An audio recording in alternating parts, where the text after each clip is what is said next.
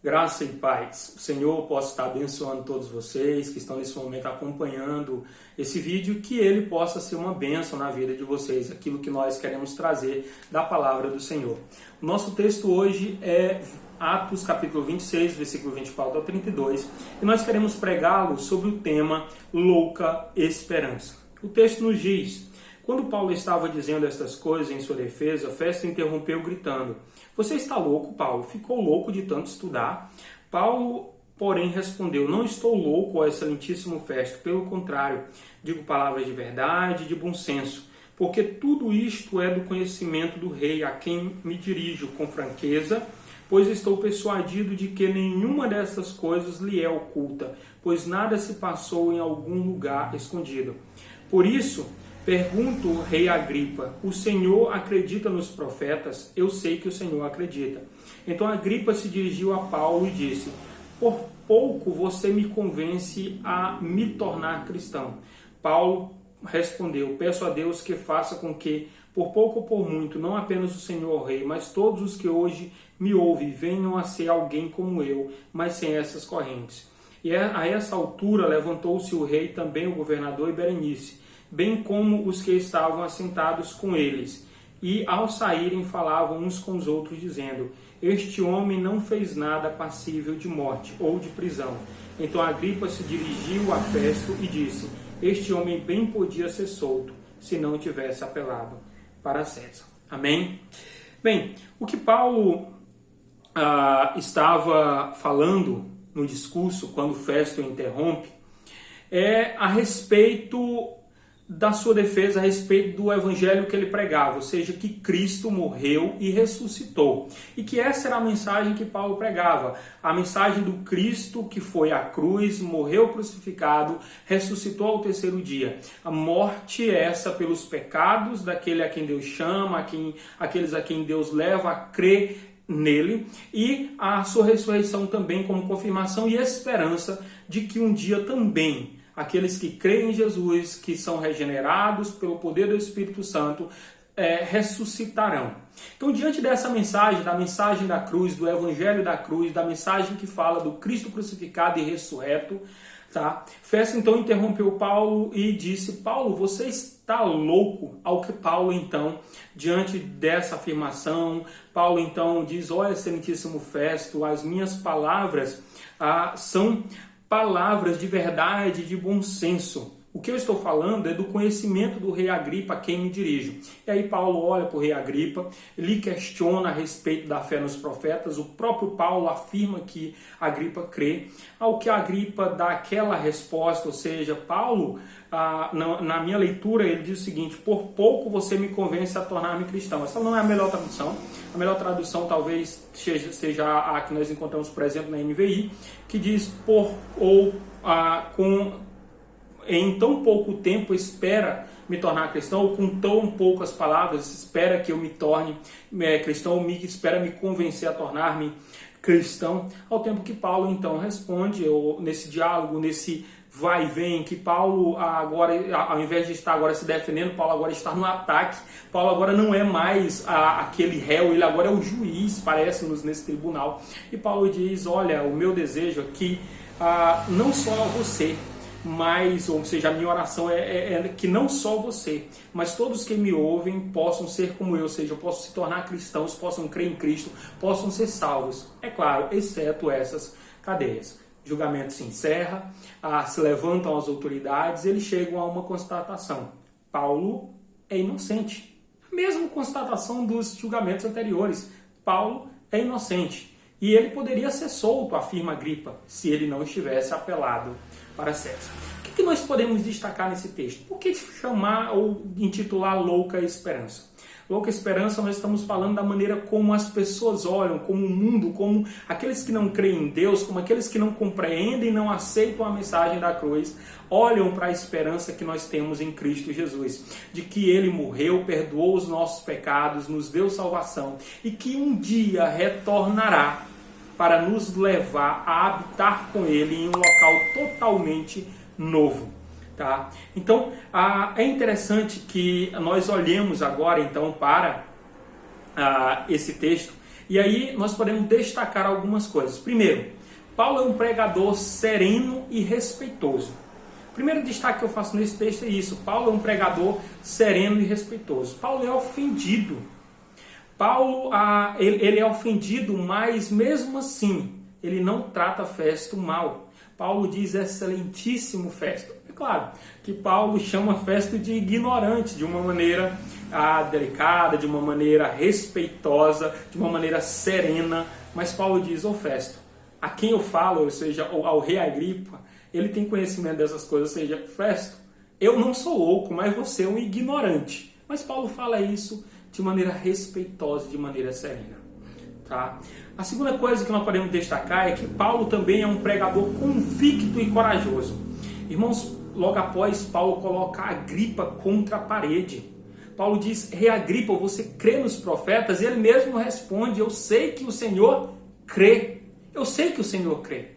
Aquele Paulo que afirma aqui para Festo que as palavras dele são palavras de verdade, de bom senso, ou seja, ele era uma pessoa confiável, ele estava falando a verdade, estava falando em bom tom, de maneira sábia e não de maneira enlouquecida. Ele diz, essas palavras, essa verdade, ela é conhecida por Agripa, pelo rei Agripa, e pergunta a Agripa, o rei, o Senhor crê nos profetas? Eu sei que o Senhor crê. O que Paulo faz é chamar Agripa a dizer que crê nos profetas, e por isso ele agora é obrigado a crer em Jesus, porque os profetas falavam de Jesus Cristo, porque a mensagem dos profetas é a mensagem que Cristo traz, porque a mensagem dos profetas é confirmada em Cristo, ou seja, o Messias que os profetas anunciavam é visto agora em Jesus. Jesus é essa consumação, é esse Messias anunciado pelos profetas. Ou ele negaria a sua fé nos profetas, e em qualquer um ele estaria no mato, vamos dizer, no mato sem cachorro. Ele estaria agora numa situação muito delicada, se identificando com Paulo enquanto cristão, diante dos romanos ali, ou numa situação pior ainda, a ser agora, diz, não crer nos profetas diante dos judeus a quem ele reina, ou sobre quem ele reina. Tá? Uma outra coisa que nós podemos destacar em Paulo é que Paulo buscava levar o homem à salvação. Tá? Esse pregador respeitoso, respeita as pessoas, respeita as autoridades. Esse pregador convicto da verdade, ele sabe que o que ele fala é a verdade, não é loucura. E esse pregador corajoso que fala a verdade, mesmo a reis, mesmo a autoridades, é aquele que busca a salvação. Quando o rei Agripa diz, Paulo, com tão poucas palavras você pensa que vai me convencer a ser cristão? Paulo não muda o discurso. Paulo não muda o discurso. Paulo não muda o discurso, pelo contrário, ele ora a Deus para que Deus mude corações. Paulo diz, a minha oração, rei Agripa, é que nem só, ou seja, eu peço a Deus que não só você, mas todos que me ouvem sejam como eu. Interessante, né? Que alguns, quando estão em uma situação difícil, dizem, vocês não sentem o que eu sinto, eu queria que vocês sentissem o que eu sinto. Paulo diz, não, eu não quero que vocês estejam nas mesmas cadeias que eu. Eu não quero que vocês sintam ou sofram como eu estou sofrendo. Pelo contrário, eu não quero essas cadeias para vocês, mas eu quero salvação para vocês. Eu oro a Deus por isso. Paulo era um homem que buscava salvação e não a aprovação de outros homens. Ele buscava a salvação dos homens e por isso ele não mudava o evangelho e nem o seu discurso, a pregação fiel do evangelho da cruz. Mas ele pedia a Deus para que Deus mudasse o coração dos homens. Outra coisa que nós podemos destacar é que Paulo, ele não perde a confiança na soberania de Deus. Irmãos, Paulo também continua aqui. Ele não está mudando o seu discurso. E quando ele não muda o discurso, ele continua confiando em Deus, ele continua pedindo a Deus, continua orando ao Senhor Jesus Cristo. Ele ora a Deus pedindo a Deus que ele possa então salvar aquelas pessoas. Isso é magnífico, isso é tremendo. Paulo não perde a perspectiva de que Deus é soberano e que ele tem a última palavra na salvação. Não é o conhecimento do rei Agripa, não era o conhecimento do rei Festo, não era o discurso do próprio Paulo, mas a ação de Deus através do Espírito Santo mudando e transformando corações. Deus tem a última palavra e Paulo sabe disso. Por isso Paulo ora a Deus. E quando nós continuamos olhando no texto, podemos destacar também Festo e Agripa. Festo e Agripa, eles retratam o homem sem Deus. Irmãos, amigo, não sei se você se identifica com Festo com Agripa. Mas para Festo o evangelho era uma loucura. Ver Deus vir ao mundo e ser pregado numa cruz, para ele isso era uma loucura. Deus a ser crucificado pelos seus inimigos, para ele era uma loucura, uma insanidade pensar numa coisa dessa. Para Agripa, isso era um escândalo. O Messias que para Agripa, enquanto judeu, remetia a poder, triunfo e esplendor. E a cruz que remetia a fraqueza, humilhação e derrota, não podiam combinar numa mesma frase. Ele não podia imaginar agora olhar o rei Agripa, ou imaginar agora que o Messias estivesse crucificado. Isso não combinava, isso era um escândalo.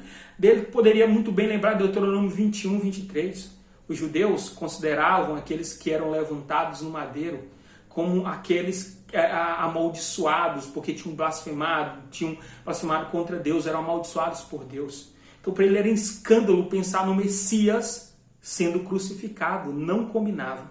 Mas como Paulo diz aos Coríntios, no capítulo 1, na sua primeira carta, versículo 24, Cristo na cruz, para nós que somos salvos, para os salvos, é poder e é sabedoria de Deus. É poder de Deus para a salvação, sabedoria de Deus que torna a sabedoria humana uma loucura. E por último, nós podemos destacar que Deus nesse texto se revela soberano. E como isso é magnífico. Deus nesse texto ele é soberano não apenas na salvação, ele tem a última palavra, mas na história. Deus tem a última palavra na história, irmãos. É Ele que coordena, é Ele que manda na história. Ele tem a última palavra. Por mais que Paulo fosse ali considerado inocente, mas Paulo não é solto. Porque Deus prometeu que Paulo iria testemunhar dele em Roma. Então Deus está usando o Império Romano para levar Paulo a Roma. Deus tem um controle da história. E Paulo está tranquilo naquele tribunal, pregando o Evangelho, porque ele tem convicção disso. De que Deus tem o controle da história. Então, para aplicar, eu queria trazer algumas explicações ou lições bem práticas para os irmãos. Para você que me ouve. Primeiro, somente a ação do Espírito Santo pode levar uma pessoa a crer em Jesus e ser salvo. O excesso de conhecimento, muito conhecimento, ou seja, qualquer que for a coisa. Nada, nem discurso bonito, nem abraço, nada além da ação do Espírito Santo pode convencer alguém, pode levar alguém a crer no Senhor Jesus Cristo. Somente o Espírito pode convencer o homem do pecado, da justiça e do juízo. Somente o Espírito Santo pode promover e realizar o novo nascimento, a regeneração do homem. Então, sem a ação do Espírito Santo não há salvação. Sem que o Espírito Santo haja na vida do homem, ele não crê em Jesus e não pode ser salvo. Então, não mude o discurso. Não altere o Evangelho. Pregue o Evangelho da cruz e ore ao Deus soberano para que Ele transforme corações. Outra, não se decidir por Cristo agora, para você que ainda não é crente, que não crê no Senhor Jesus Cristo, que não tem um compromisso com Ele. É se decidir contra Cristo. Agripa, quando ele diz, Paulo, você não pode me convencer com poucas palavras, ele não estava simplesmente se recusando a tomar uma decisão. Ele estava tomando uma decisão naquele momento, e a decisão era de não crer em Jesus. Era uma decisão contra Jesus Cristo, contra o Evangelho. O próprio Jesus, Mateus 12:30, ele diz que aquele que não é por ele é contra ele. Se você não tem uma vida compromissada com o Senhor Jesus Cristo, se você não tem depositado a sua fé nele, você está contra ele. Então creia no Senhor Jesus Cristo, naquele que foi à cruz para a tua salvação. Uma outra aplicação ou lição é que o pregador do Evangelho deve respeitar as pessoas e autoridades. Nada nos dá o direito, mesmo enquanto pregadores do Evangelho, de desrespeitar as autoridades ou desrespeitar as pessoas. A não ser que respeitá-las ou segui-las, obedecê-las, signifique desobedecer a Deus. Veja Paulo. Paulo está diante de algozes, mas ele trata todo mundo com respeito. Ó excelentíssimo Festo. A última aplicação, e essa eu quero que você nunca esqueça. Eu tenho frisado muito ela nas minhas palavras. Deus tem a última palavra. Ele está no controle. Irmãos, Deus tem a última palavra e Deus está no controle da história, da minha vida, da sua vida, de todos os fatos. Não esqueça disso. Deus está no controle de todas as situações e isso tranquiliza o nosso coração e deve tranquilizar. Porque se Deus está no controle, nós sabemos que quem está operando, seja as situações fáceis, agradáveis da vida ou difíceis, é o Deus que nós chamamos de Pai. É o nosso Pai. Mesmo quando a ação de Deus é dolorosa, mas é a ação de um Pai. Isso é maravilhoso. Deus está no controle. Tudo no final das contas vai terminar bem para aqueles que creem no Senhor Jesus Cristo. Então creia no Senhor Jesus Cristo. Creia no Senhor Jesus Cristo. Creia no Senhor Jesus Cristo.